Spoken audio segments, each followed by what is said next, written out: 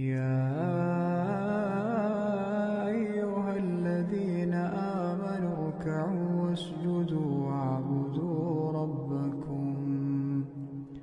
واعبدوا ربكم وافعلوا الخير لعلكم تفلحون.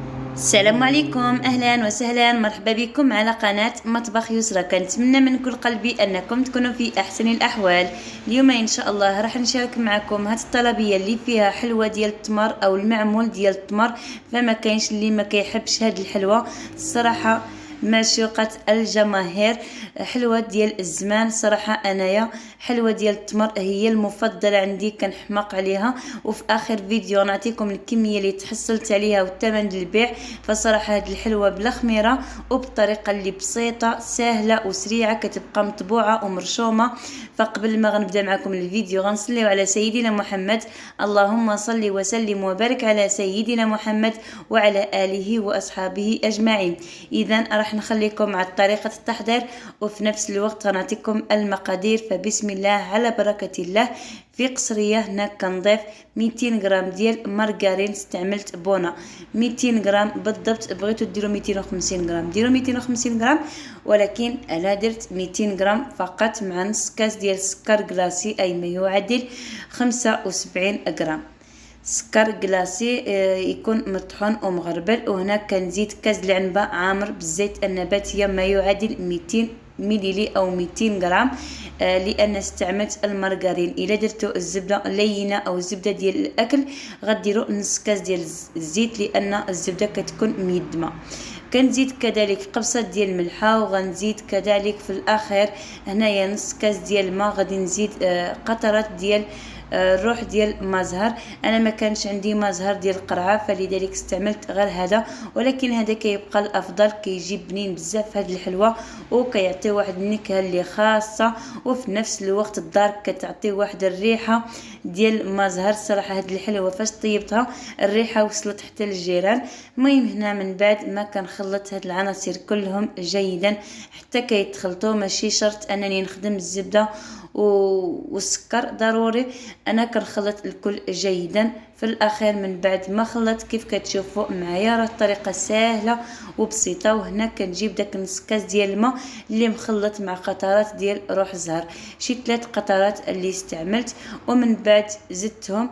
بلي المقطع ما بانش هنا في الفيديو، ولكن دخلت مزيان الماء مع مازهر صافي حتى كيتخلط مزيان الزبده، وكندخل فيه الماء ما كيبقاش يبان. هنا كنزيد الدقيق بالتدريج. الكميه ديال الدقيق دائما كتبقى على حسب النوعيه اللي عندكم. كاين نوعيه اللي كتشرب وكاين نوعيه اللي كتبقى غير هكا. بالنسبه لي انا هاد الطحين او هاد الدقيق اي الفرينه دغيا كيتشرب معايا. تقريبا استعملت شي 700 غرام ديال الدقيق او ما وصلش، انا ما كنعبرش، غير كنعطيكم مثال. ولكن انا كنضيف بشويه بشويه حتى كنتحسن على العجينه اللي بغيت. العجينه ما كتبقاش هكاك مفرتته، كتبقى لينه كيف كتشوفوا معايا، ماشي بحال العجينه ديال الصعبليه دي كتكون شويه مختلفه. المهم خاصها تكون رطبه، ما تكونش قاصحه وما تفرتتش، باش تجيكم الحلوه ديال التمر او المعمول ديال التمر ناجحه 100%. هنا كنكورها كيف كتشوفوا معايا. انا هنايا غناخذ هاد التمر المعجون ديال التمر، غندير غير نص ديالها. انا استعملت شي 500 غرام وبقات منه واحد شويه ديال عجينه ديال التمر. المهم انا غادي نحيد منه واحد شويه منه. على بالضبط غنقول لكم غتحتاجوا غير 500 غرام فقط ولا اكثر.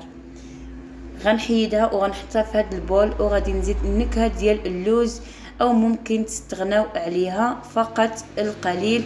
وغنزيد قطرات من مازهر. انا كيف ما قلت لكم ما عنديش مازهر، تقدروا انكم تخلطوا هذا مع شويه ديال الماء وتعجنوا بها هاد العجينه ديال التمر.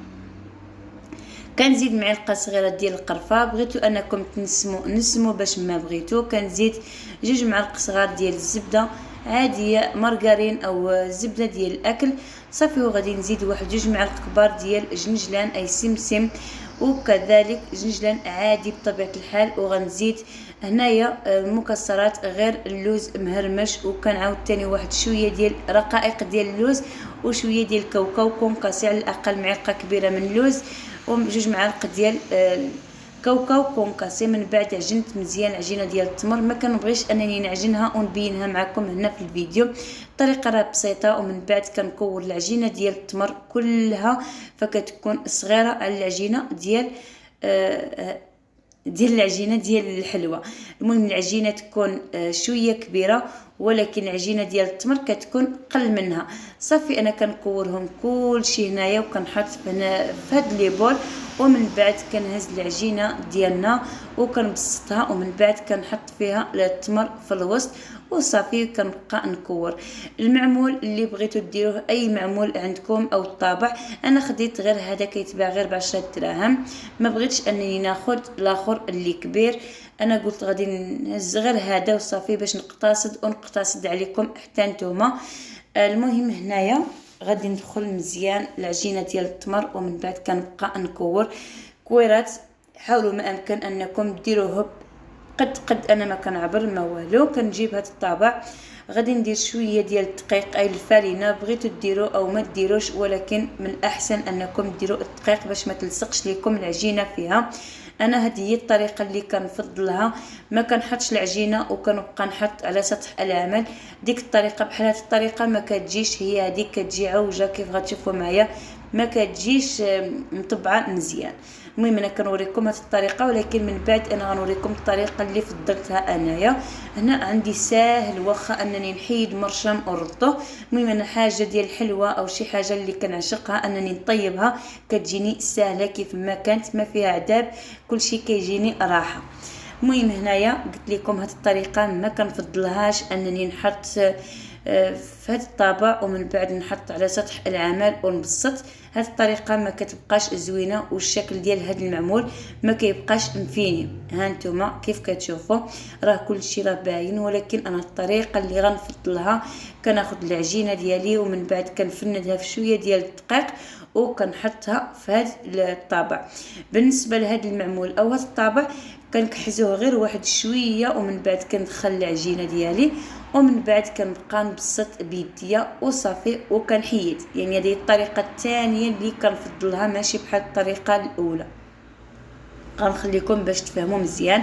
كنحط العجينه ديالي كنبقى نضغط عليها مزيان. ها نتوما كنحيدها بسهوله وكتبقى مطبوعه ومرشومه. نتمنى انني وضحت لكم مزيان في هذا الفيديو. وفي نفس الوقت هذه العجينه كتجي الصراحه هشيشه ومرمله بدون خميره ديال الحلويات وبدون بيض. نتوما غديروا حلوه ديال التمر ديالكم اللي كتحبوها او اللي كتعشقوها. هنا كل مره كننسى، ولكن في الاخر بديت كنحيد الحلوه بالطريقه اللي قلت لكم بلا ما كنحط على سطح العمل. صافي كنصف الحلوه ديالي كلها في الطاوه انا باش ما كتطلعش معايا، باش ما كتنتفخش. كنجيب واحد الكيردو كنثقبها واحد شويه، غادي نخليها واحد ساعه او ساعتين، واخا تخليو الحلوه ديالكم ليله كامله ما كيوقع ليها والو. ولكن انا ما كانش عندي الوقت، خليتها غير واحد 2 سوايع ما بين ما ساليت واحد الحلوه كنت كنصور فيها. صافي عاد بديت كنطيب كل شيء ديريكت، يعني طيبت الاول الصابلي عاد طيبت هاد الحلوه ديال التمر. صافي كنخليها طيب على خاطرها تكون النار مهيله، كنخليها طيب كي كتحمر من جناب كننزلها لتحت كنخليها تحمر، كتاخذ واحد اللون اللي مذهب وخفيف. ها نتوما كتبقى هكاك مرشومه الحلوه ديالنا، ما كيمشيش داك النقش اللي كان فيها، ما فيها لا خميره لا والو. الا عاد خليتوها تبات غتجيكم حسن وحسن. انا علاش ثقبتها بالكيردو باش هكاك ما تنتفخش معايا وتغسل ليا الشكل ديالها. صافي هنايا من بعد ما باتت انا ليله كامله غطيت عليها، عاد غندير ليها سكر كلاصي. انا ما كندير ليهاش سكر كلاصي وهي سخونه، ضروري تخليوها تبات او تخليوها على الاقل 3 سوايع 4 سوايع حتى كتبرد. صافي غنفندها في السكر كلاصي وفيما بعد غنشوفوا الشكل النهائي. فتيكون هذا هو من بعد ما كنقدموها. كيف كتشوفوا الكميه اللي تحصلت عليها كيلو و700 غرام بهذه الكميه او بهذه المقادير اللي عطيت لكم. بالنسبه للثمن البيع انا كنخرجها ب 80 درهم، كاين اللي كيديرها 90 درهم. فغنخليكم مع فيديو جديد ووصفات جديده. دمتم في امان الله وحفظه والى اللقاء.